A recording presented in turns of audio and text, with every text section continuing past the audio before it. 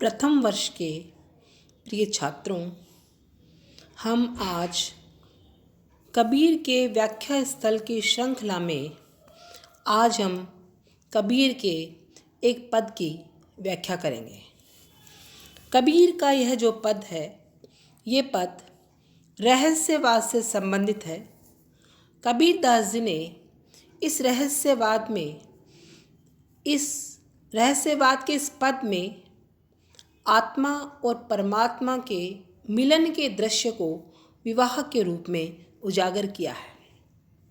कबीर के ब्रह्म निर्गुण सगुण से परे हैं। कबीर के मन में उस ब्रह्म और सृष्टि के प्रति एक रहस्य है। कवि को सृष्टि और ईश्वर के प्रति सभी गुप्त बातों को जानने की तीव्रतम आकांक्षा है। जब यह ब्रह्म के प्रति जिज्ञासा भाव और सृष्टि के प्रति विविध रहस्यों को जानने की तीव्रतम आकांक्षा कवि की अनुभूतियों में पलकर उसकी अभिव्यंजना से पुष्ट होकर काव्य रूप में अवतरित होती है, तब रहस्यवाद की सृष्टि होती है। रहस्यवाद जीवात्मा की उस अंतर्निहित प्रवृत्ति का प्रकाशन है जिसमें वह दिव्य और अलौकिक शक्ति से अपना शांत और निश्चल संबंध जोड़ना चाहती है, और यह संबंध यहाँ तक बढ़ता जाता है कि दोनों में कुछ अंतर नहीं रहता। जीवात्मा की सारी शक्तियाँ इस शक्ति के अनंत वैभव और प्रभाव से ओतप्रोत हो जाती है। जीवन में केवल उसी दिव्य शक्ति का तेज अंतर्निहित हो जाता है और जीवात्मा अपने अस्तित्व को एक प्रकार से भूल सी जाती है। एक भावना, एक वासना हृदय में प्रभुत्व प्राप्त कर लेती है और यह भावना सदैव जीवन के अंग प्रत्यंगों में प्रकाशित होती रहती है, और यह दिव्य संयोग है। आचार्य रामचंद्र शुक्ल ने रहस्यवाद के विषय में कहा है, ज्ञान के क्षेत्र में जिसे अद्वैतवाद कहते हैं, भावना के क्षेत्र में वही रहस्यवाद है। कुल मिलाकर हम ये कह सकते हैं कि विशेष अनुभूति की प्रतीकाश्रित अभिव्यक्ति साहित्य में रहस्यवाद के नाम से जानी जाती है। रहस्यवाद के 3 सोपान होते हैं। पहला है अज्ञात सत्ता के प्रति जिज्ञासा, दूसरा है साक्षात्कार और तीसरा है मिलन।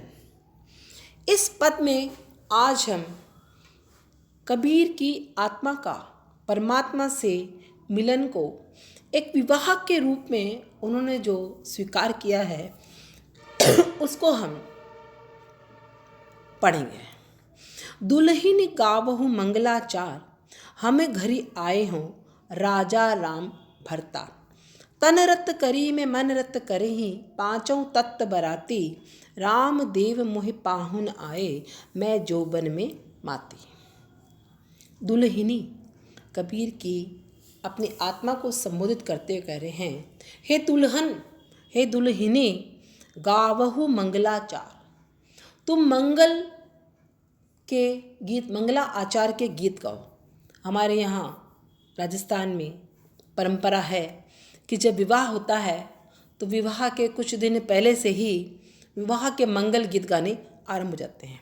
उसी परंपरा का निर्वाह करते हुए कबीर दास जी भी अपनी आत्मा रूपी दुल्हन से निवेदन कर रहे हैं कि हे आत्मा रूपी दुल्हन, तुम्हारा विवाह हम घरी आए राजा राम भरतार।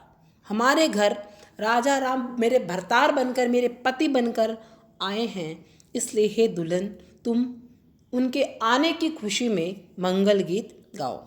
यहाँ पर इन्होंने एक राम शब्द का प्रयोग किया है। हमारे घर आए राजा राम भरतार। हालांकि राम दशरथ पुत्र राम के लिए कहा जाता है, लेकिन जहाँ जहाँ कबीर दास ने राम शब्द का प्रयोग किया है वहाँ उस परमात्मा को संबोधित किया है। यहाँ राजा राम का मतलब दशरथ पुत्र राम नहीं है। यहाँ राम का मतलब वो परमात्मा है जिससे ये आत्मा, कबीर की आत्मा है, कबीर की जीवात्मा है, वो मिलना चाहती है। तो हे दुल्हन, तुम मंगलाचार गाओ। क्यों? क्योंकि हमारे घर आज राजा राम यानी अर्थात ब्रह्म परमात्मा मेरे पति बनकर आए हैं। एक बार यहाँ और मैं स्पष्ट कर दूँ, कबीर दास जी ने परमात्मा को पुरुष माना है और अपनी आत्मा को स्त्री माना है, और आत्मा का अंतिम लक्ष्य परमात्मा को प्राप्त करना है, मोक्ष प्राप्त करना है। इसी मोक्ष की प्राप्ति हेतु आत्मा परमात्मा के लिए छटपटाती रहती है, और अंत में जब उसका मिलन होता है तो उसी मिलन का चित्रण आज विवाह के रूप में कवि कर रहे हैं। तन रत करी में मन रत करही, पांचों तत्व बराते। कह रहे हैं, कबीरदास कह रहे हैं कि इस परमात्मा से मिलने के लिए तन रत करे, रत यानी लीन, और रत मतलब लाल रंग भी होता है राजस्थानी में। तो मैं अपने इस शरीर को, मैं अपने शरीर को उस परमात्मा में लीन कर दूंगा। तन रत करे, और लाल रंग, रत लाल रंग भी होता है, तो लाल रंग मतलब प्रेम का प्रतीक है। तो मैंने अपने शरीर से उस परमात्मा से प्रेम किया है, मतलब ये एक साधन बन गया है। हमारा जो शरीर है उस परमात्मा को प्राप्त करने का साधन बन गया है। मन रत करी मतलब मैंने तन और मन दोनों से ही ईश्वर से प्रेम किया है, और पांचों तत्व बराते। विवाह के अंदर, विवाह संस्कार के अंदर बराते आते हैं, तो मेरे शरीर के जो पांच तत्व, जिस पांच तत्वों से मेरा शरीर बना है, अग्नि, वायु, भूमि, शून्य, आकाश, वो पांचों तत्व आज बाराती बनकर मेरे साक्षी हैं। मेरा विवाह जो मेरे को पति रूप में जो श्री राम ब्रह्म मिल रहे हैं, उस ब्रह्म के लिए मेरे ये पांचों तत्व जो बाराती हैं आज उसके साक्ष्य हैं, क्योंकि मैं अपने तन और मन दोनों से उस परमात्मा का वर्ण कर रही हूँ। इस बात का साक्ष्य मेरे शरीर के पांचों तत्व हैं। राम देव मोरे पाहुने आए, बह जोबन में माते। क्यों? क्योंकि रामदेव स्वयं साक्षात ब्रह्म जो हैं मेरे पाहुने बन के आए हैं।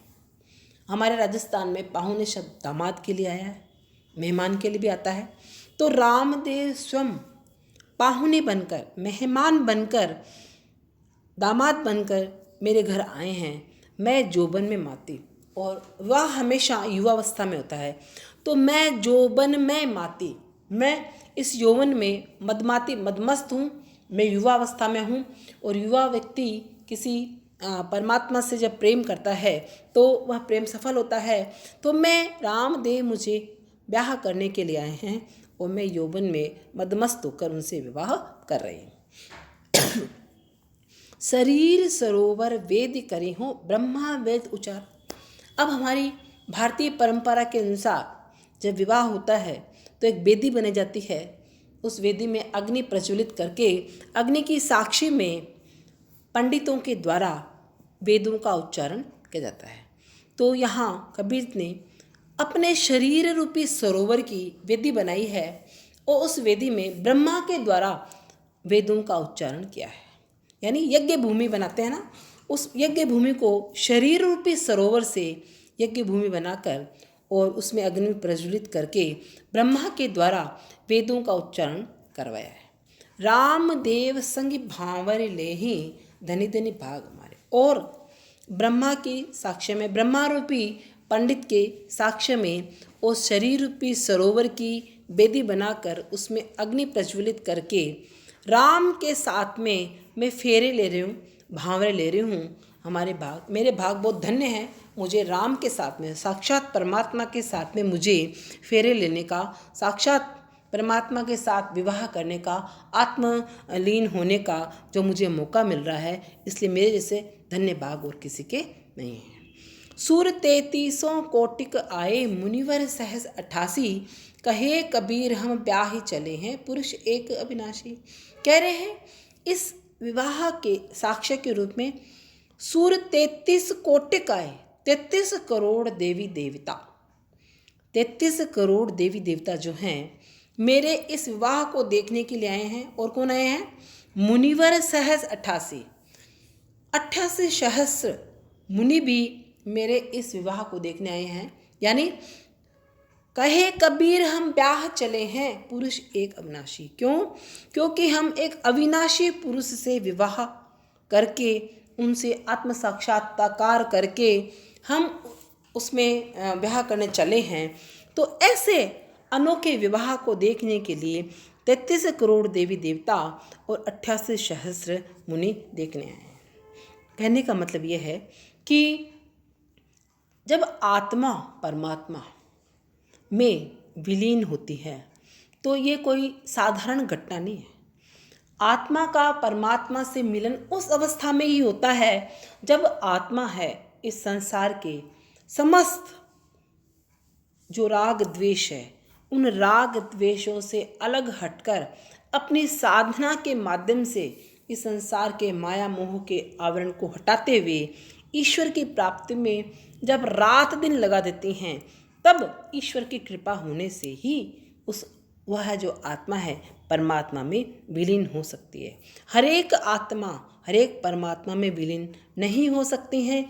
इसके लिए ज्ञान के माध्यम से कबीरदास जी कह रहे हैं कि गुरु के बताए गए ज्ञान के माध्यम से जब हम उस ईश्वर की उपासना करते हैं, उस ईश्वर की साधना करते हैं, और साधना करने का तरीका इस समस्त संसार के माया मोह को छोड़कर जब व्यक्ति साधना करके पूर्णतः ईश्वर में तल्लीन हो जाता है, उसे अपने आसपास का, उस संसार का और किसी तरह के वातावरण का पता नहीं रहता है, और वही व्यक्ति वही आत्मा ईश्वर में उसका मिलन हो सकता है। हर एक व्यक्ति की आत्मा ईश्वर में मिलन नहीं हो सकता है। तो इस पद में कबीरदास जी ने दुल्हन बनकर अपनी आत्मा को दुल्हन के माध्यम से, कि जिस तरह से दुल्हन अपने पति से मिल जाती हैं, तो कौन कौन से इस सांसारिक भारतीय संस्कृति की विशेषताओं को लेते हुए उन्होंने इस पद का वर्णन किया है। ये आपकी व्याख्या है। इस पद में मूल रूप से जब हम विशेष लिखेंगे तो विशेष के अंदर एक ये लिखना पड़ेगा कि आत्मा और परमात्मा का मिलन का दुल्हन के रूप में, विवाह के रूप में एक कल्पना की गई है, और भारतीय संस्कृति को पूर्ण रूप से याद करते हुए, इसके संस्कारों को याद करते हुए, जीवंत करते हुए इस पद में कबीरदास ने समस्त अपनी भावनाओं का व्यक्त किया है। धन्यवाद।